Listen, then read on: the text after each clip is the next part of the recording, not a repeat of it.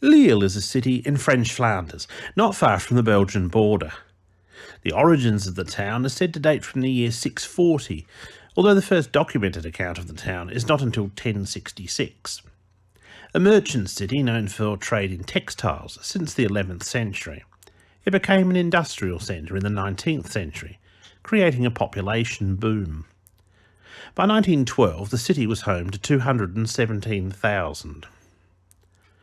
In 1910, a 31-year-old bank messenger named Corneille Thane was collecting money on behalf of his employer, the Bank of France, when he went missing on the 31st of January. The young man was last seen that cold grey winter's day in the place Sebastopol, where he collected a sum of 2,738 francs from a furniture shop. The following day, the manager of the bank received a letter from a wine merchant named Antoine Favier, who said that he had 4,000 francs ready to pay his bills, but that the bank messenger had not called upon him, and inquiring why not. Favier lived in Rue de Poste. He was 27 and newly married, his wife being 22 years of age.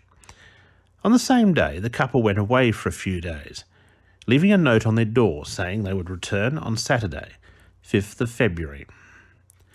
While the Faviers were away, the French police commenced a search of the houses nearby for any trace of the missing messenger or a clue to his whereabouts. Their search was, however, in vain. On the 6th of February, Madame Favier had returned home, and when the police asked to search her fashionable home, she admitted them willingly. Inside, the house was luxuriously furnished, and nothing appeared to be amiss. Until the police ventured into the garret. There they noticed some large boards marked fragile. Looking behind them, they discovered the body of Thane. The dead man's limbs were bound, and his head had had a sack pulled over it. It was soon revealed that he had been struck from behind. Somebody had smashed his head with a hammer 14 times. He had then been stabbed with scissors. The leather bag in which he carried the money was beside him. It was empty. There should have been about 3,000 francs in it. His pocketbook was also missing. Next to the body was a large chest filled with wood shavings, into which it appeared the body of the unfortunate cashier was to have been deposited. Madame Favier was in her bedroom when the find was made, and soon a magistrate began to question her about the affair. She declared in amazement that she knew nothing of the crime. She said that on Monday, the day Thane was murdered, her husband had sent her to the dentist in the afternoon. When she returned home, he had met her on the doorstep and abruptly told her, "Go into your bedroom until I call you. I have made a spot on the carpet and I'm going to clean it up." The next day, both she and her husband left Lille. He went to see some of his customers, and she went to visit some relatives. Following this interview, Madame Favier was placed under arrest. News had quickly spread, and a crowd estimated to be 600 strong had congregated in the area outside. When Madame Favier emerged in a fashionable hat and expensive furs, the mob surged forward threateningly and had to be held back by police on horseback.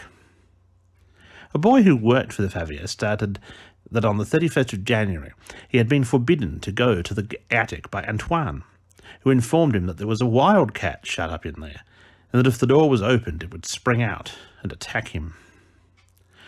A warrant was issued for the arrest of Antoine Favier, but he could not be immediately located. He was the dissipated son of a respectable family, the son of a mining engineer, and it was said he rarely worked, which was the cause of his financial plight. He had made himself aware of the news from Lille, and when he heard his wife had been arrested, wrote a letter to the Paris prosecutor from Gare du Nord, Paris, to save her, making a full confession to the murder. "My wife knows nothing about my crime. I loved her too much to ask her to help in this tragic task. I killed Thane in my office. I had arranged everything. I had a hammer in the kitchen. I had sharpened my steel paper knife and turned back the carpet so that it might not reveal any bloodstains. I had put on a long blue blouse over my clothes. I made Thane pass into the office before me. As he reached the threshold, I hit him with the hammer from behind. Forgiveness, forgiveness, I am a wretch, he wrote. On the 8th of February at Nancy, a hotel night porter ran into a police station at about 4 a.m, saying that a guest who answered to the description given of the wanted man had arrived.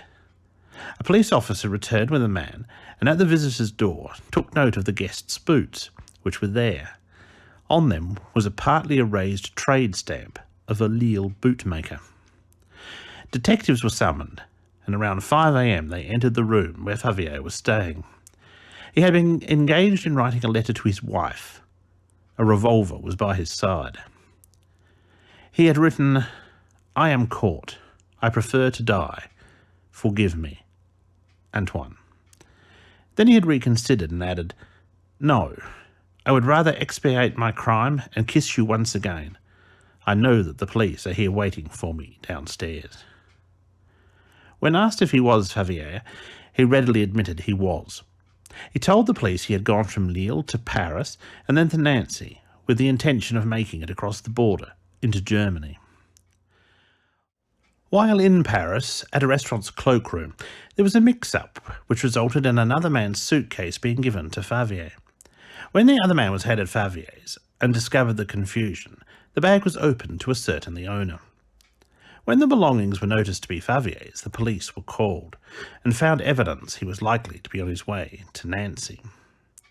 Favier said his motive in killing Thane was to obtain the money he needed to pay off his creditors to keep his beloved wife in comfort.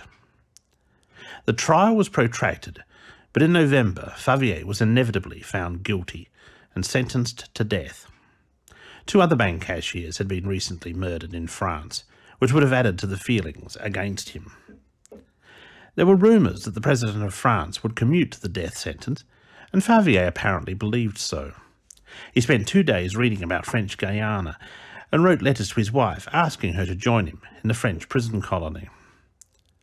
On the eve of the execution, the wine shops adjoining the prison in Lille were full of those eager to witness the man's death. Cafes within 500 yards of the prison charged an entrance fee, equivalent to 4 shillings.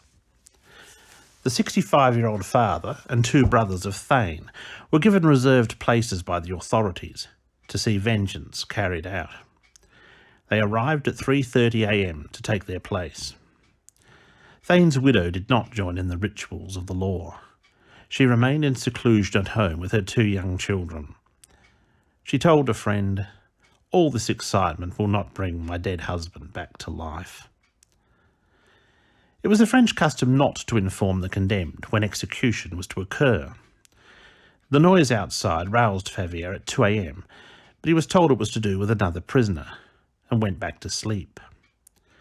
Outside the prison, 1,500 soldiers, gendarmes and police maintained order. It was just after 6 a.m. when the execution party entered Favier's cell and woke him. The Procurator General told him, "The President of the Republic has not seen fit to grant you a reprieve. You must have courage." Favier did not respond, and thinking he had not understood, the official repeated his words and asked if he understood. Favier replied, "I understand." He then dressed and spent 20 minutes with the chaplain in confession. He said a few words to his lawyer, and then looked at Dible, the executioner, and said, "I am ready for you, sir." When he appeared from within the grim walls at daybreak, a cheer went up from the crowd. Some of the spectators had paid 125 and 150 francs for a view from rooftops and overlooking windows, and that even greater amounts had been offered for such prime spots.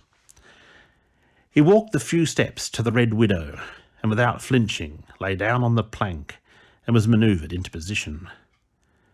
The guillotine blade fell, and on the 11th of January 1911 ended the life of Antoine Favier, to the cry from the crowd of "Bravo!" Thane's father and one of his brothers turned to the crowd and shouted, "Justice is done." Favier's body was taken to the Eastern Cemetery for burial, escorted by a crowd of 20,000 locals, hurling insults towards the headless corpse of the murderer.